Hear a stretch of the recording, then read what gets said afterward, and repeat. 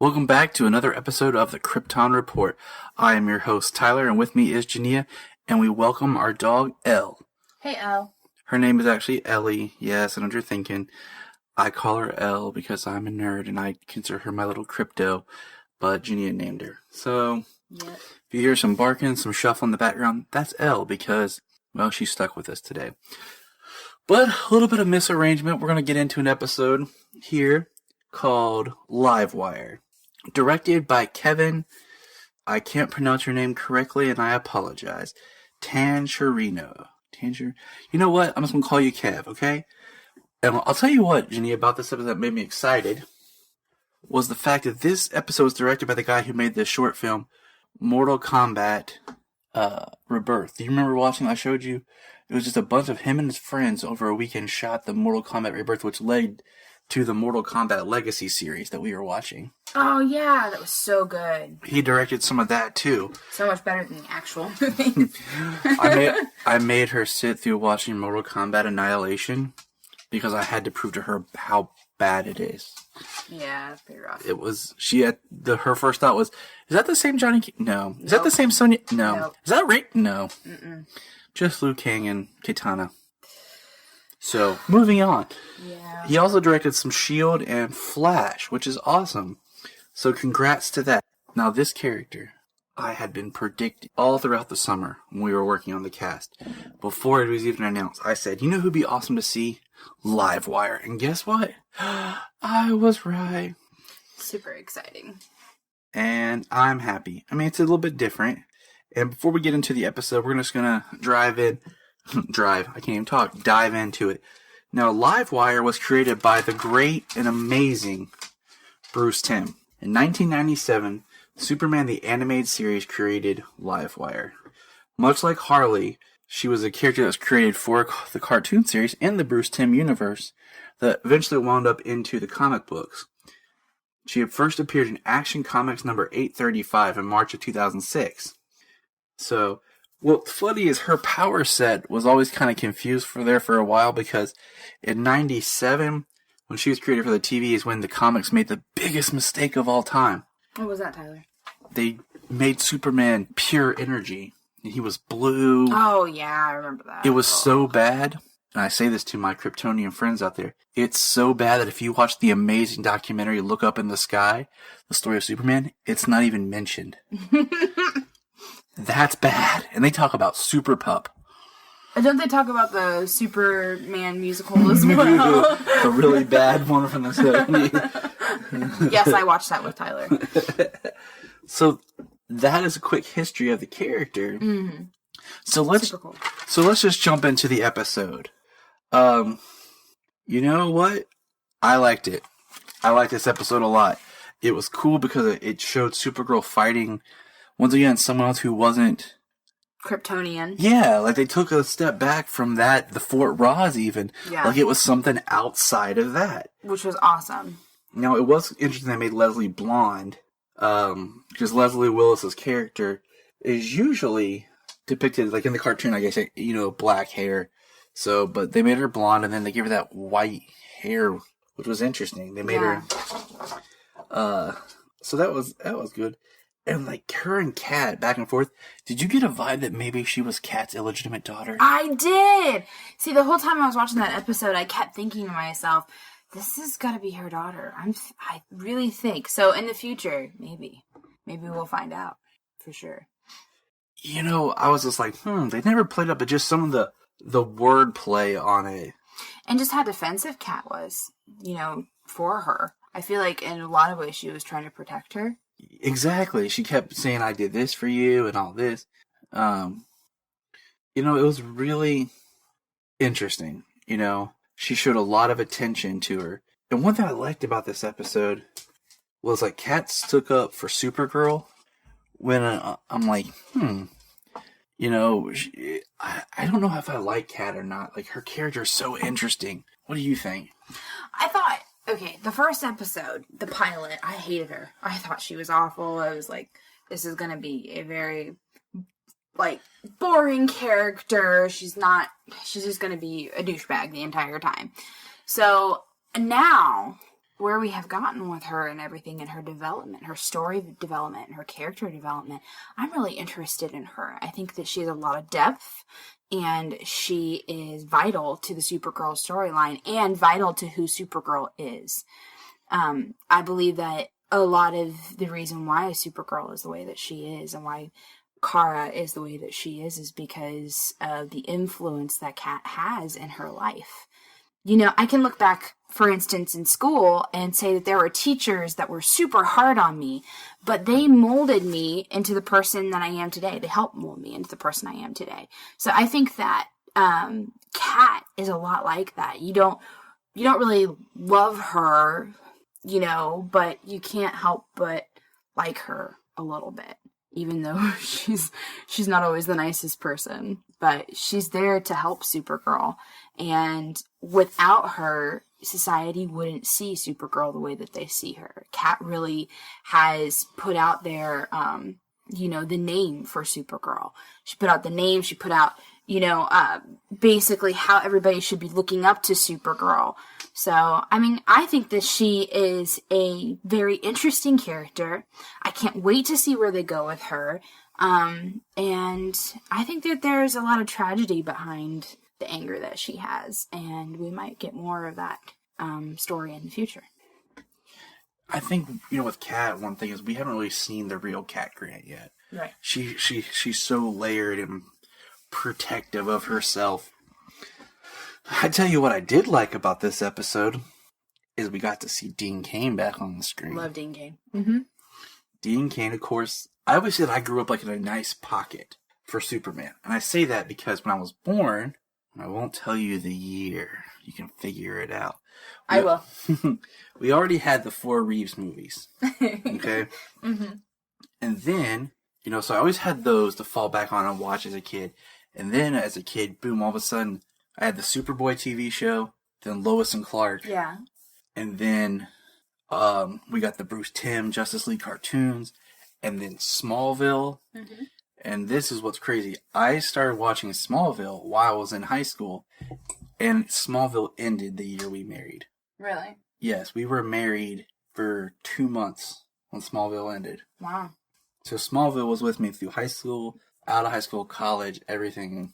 So, and then of course, then there was Superman Returns, and now you and I get married, we got Man of Steel and Batman vs. Superman coming.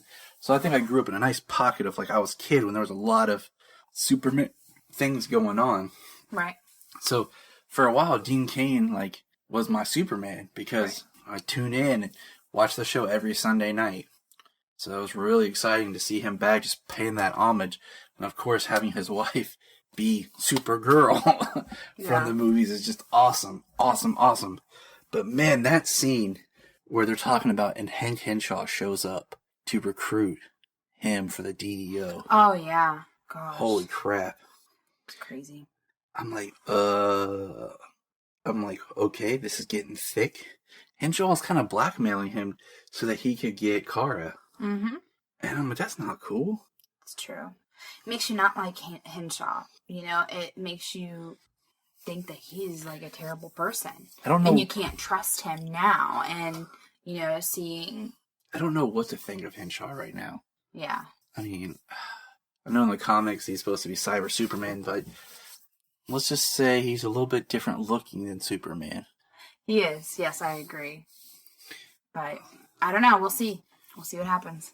No, I know there was a real... Did you get, I got a lot of vibe from this episode of, parents. We had the Dansver girls seeing their mom, and then, like I said, there's that little look of if what do you call it? If Kat, and Livewire are there.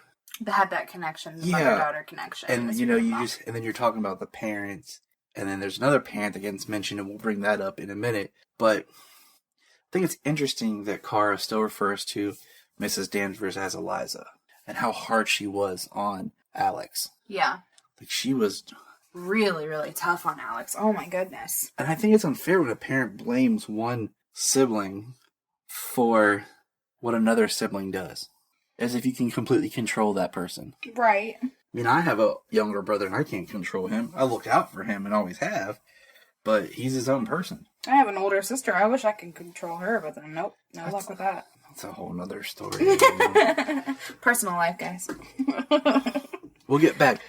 I do think it's very funny that in the female superhero, supervillain trope, that it always seems like as soon as they get their powers, the first people they meet is like some dude in an alley who's a perv. Yeah. It happened in Supergirl, the movie. Yeah. It happened to Livewire. I mean, they got what they deserved. But I'm like, really? It's like every dude in an alley, like some perv? I mean, is that where just perv dudes hang out in the back alleys? By the way, one thing that I think I had a problem with the character of Livewire and her fighting with Supergirl is I felt like she was way too developed in her powers. Like, she just, like, fell into those powers and she was automatically, like, fantastic at it. And Supergirl, this entire time, we've been watching her struggle, trying to figure out her powers and trying to figure out, what goes where, how do you do this, how do you do that, how do you make sure you don't do it too much, and Livewire's just like, yep, I'm BA from day one, Yeah. I don't think that's believable as much for me. And were you waiting for Jamie Foxx just to come on with a voice and be like, I'm Electro? Oh my god. I don't know. Nope. When she went into the outlet, I just thought of the scene in Spider-Man where he's like, I'm Electro. I was like, oh, who would win though? Livewire or Electro?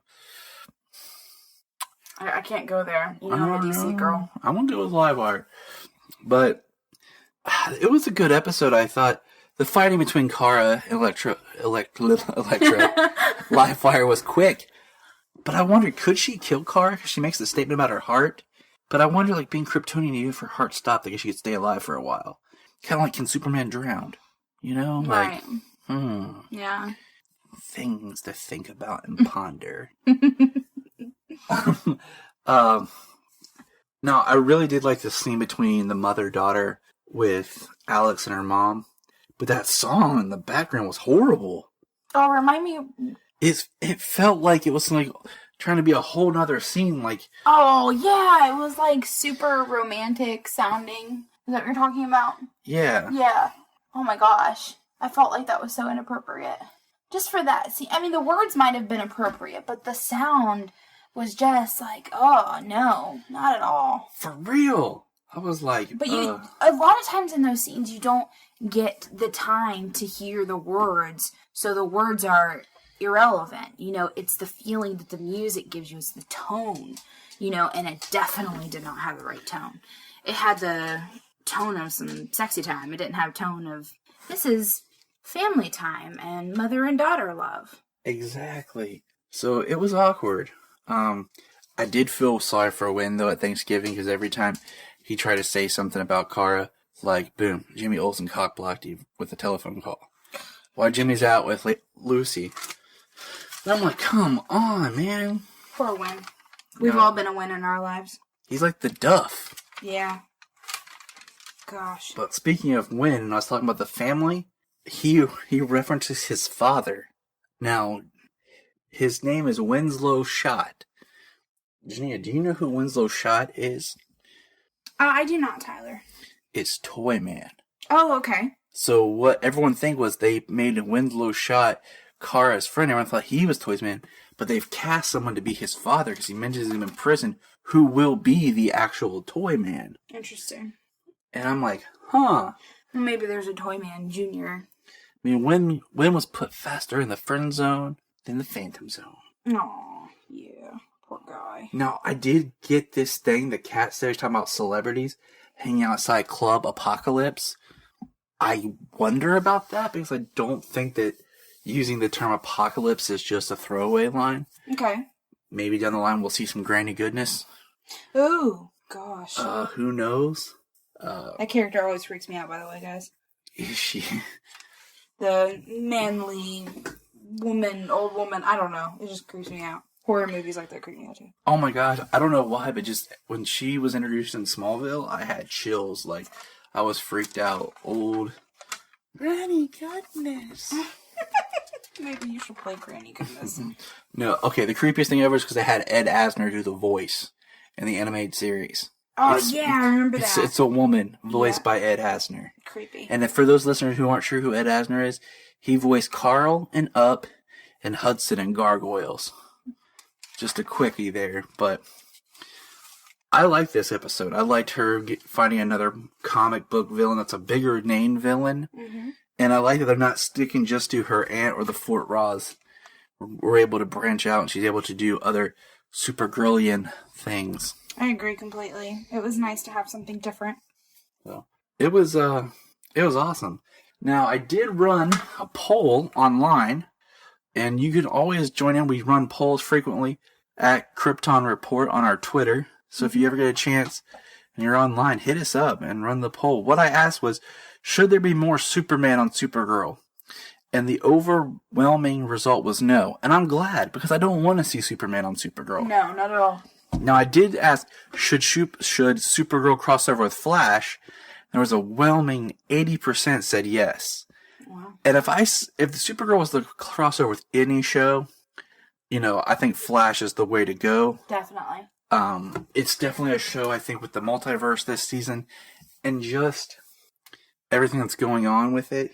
I think it has the better tone. Well, I think I agree with that. But on another level, on a character's perspective, I definitely see Barry and Kara getting along so well. Like, I see them meshing well. I see them working well together. They have similar personalities, I feel like. So I think that would be a lot of fun. And Cisco might have another crush. Cisco needs to have another crush. And the other thing, here's something that I was talking to our good friend Phil about. Phil, who's on like every Southgate Media podcast. Right. They haven't stated if they can or legally cross the two shows over. They haven't said if they're in the same universe. But what I was telling Phil is, I'm paying attention to the storylines and the characters because the shows are doing so well of not double using any character. Yeah. That it's possible they can exist in the same universe. Yeah. They haven't pulled it together yet. Maybe Supergirl happens later than where we are with Flash and Arrow. Who knows?